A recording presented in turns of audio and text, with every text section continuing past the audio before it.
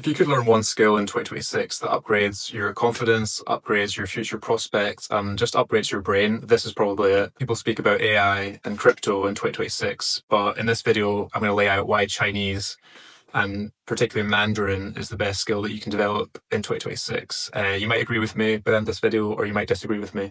So let me know. 我已经学了韩语大概2到3年了，去过北京在北方，南京在南方，还有四川在西边。虽然我的水平不是很高，但是通过学习这门语言，我对这个国家有很多的了解。我还有机会跟很多的本地人交流，也记录了我的学习过程，让其他人也能从中学习。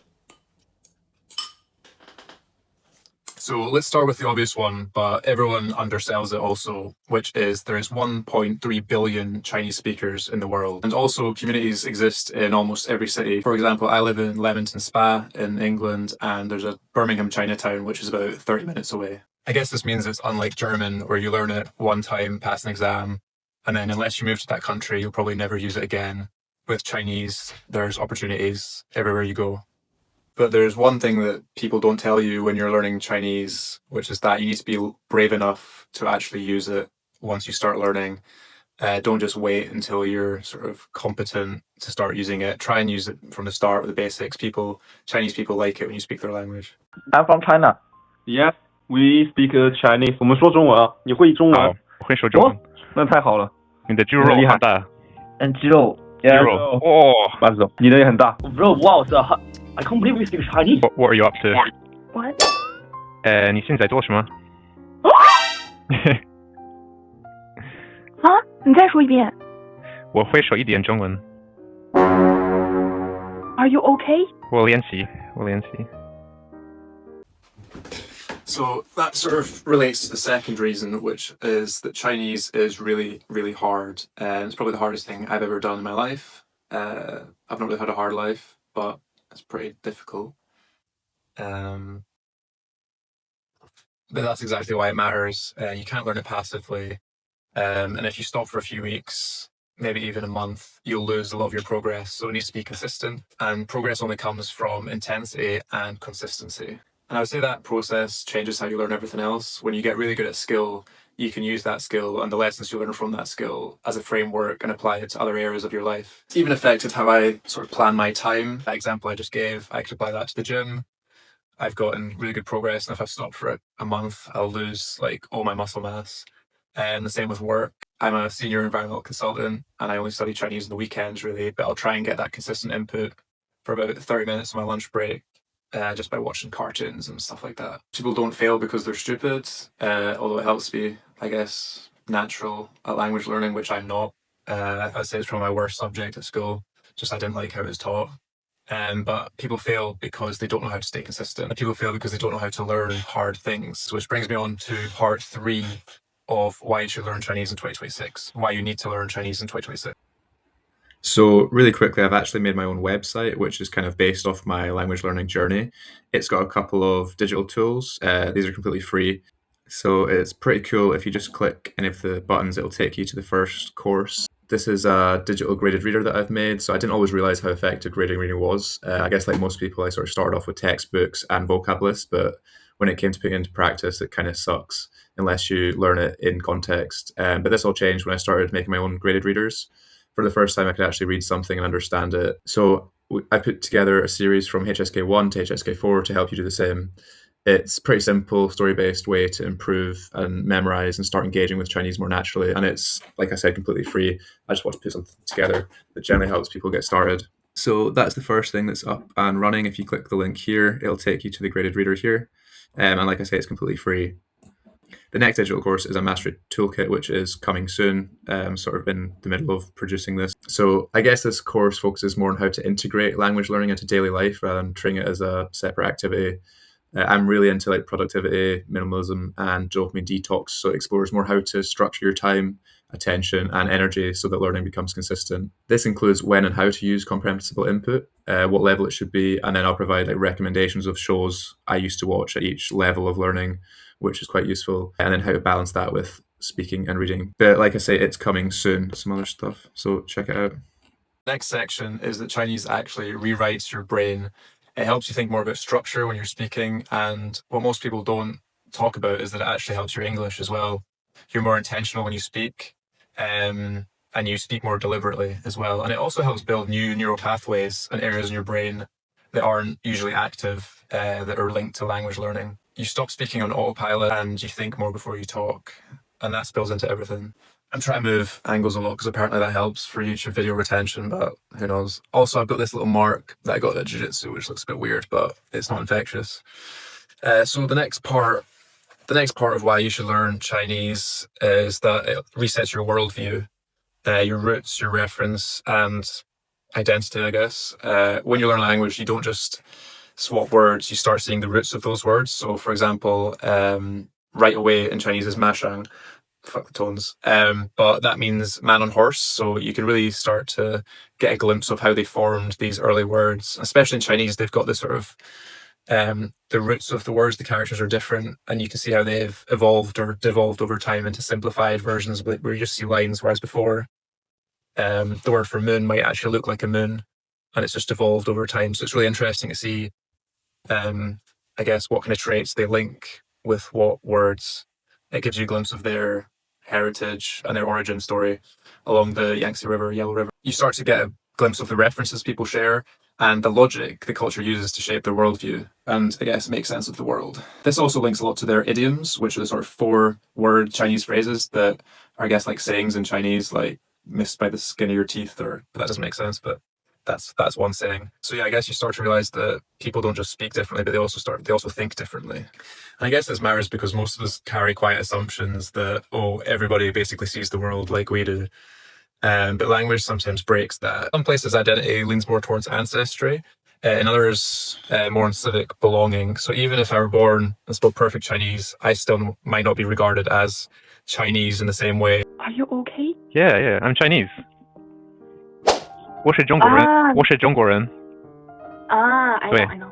对知道，我知道。对，但是我黄色的头发，但是我是中国人。Yeah, I know. Whereas in the UK, we tend to treat identity as something you can adopt through shared values and citizenship. I'm also not saying one is right before the haters come for me in the comments. The point is that Western worldview isn't the only lens, but often we assume that every other country thinks like us. The point is that our Western worldview isn't the only lens. And when you learn to let this go, thinking gets less narrow and more curious. And the literature backs this up as well. I'm reading this book right now, The Count of Monte Cristo. It's about a sailor that gets crossed by people who he thinks are his friends, and he goes on this quest for revenge. His name is Edmond Dantes. He doesn't just plot revenge. He studies languages like Arabic, French, goes around the world and gets more powerful through this connection, and uses this as tools for his revenge, and builds up social esteem in different countries. And basically these different tongues open doors for him. And this isn't just a theory either. Many great leaders deliberately widened their lens before they ever ran for office. Through travel, language, immersion. Think of Winston Churchill traveling the world as a young officer and writer, or Theodore Roosevelt roaming, reading and reporting long before presidency. They built perspective first, then they led. I guess in real life as well, if you look at Nelson Mandela, while imprisoned, he studied Afrikaans, the language of many of his jailers, to understand them better and build bridges. That's what language does to you. I guess it makes your worldview bigger and your judgment slower and calmer and more precise. Bottom line is that you don't just learn a language, you don't just gain vocabulary, but you also gain perspective. You stop assuming that your default is universal and you start navigating the world with more empathy, nuance, and power. Here's my cat. This brings me on to the next point, which is kind of uncomfortable but very important, which is the direction of the world. This part might make people uncomfortable, but I don't care, that's all right.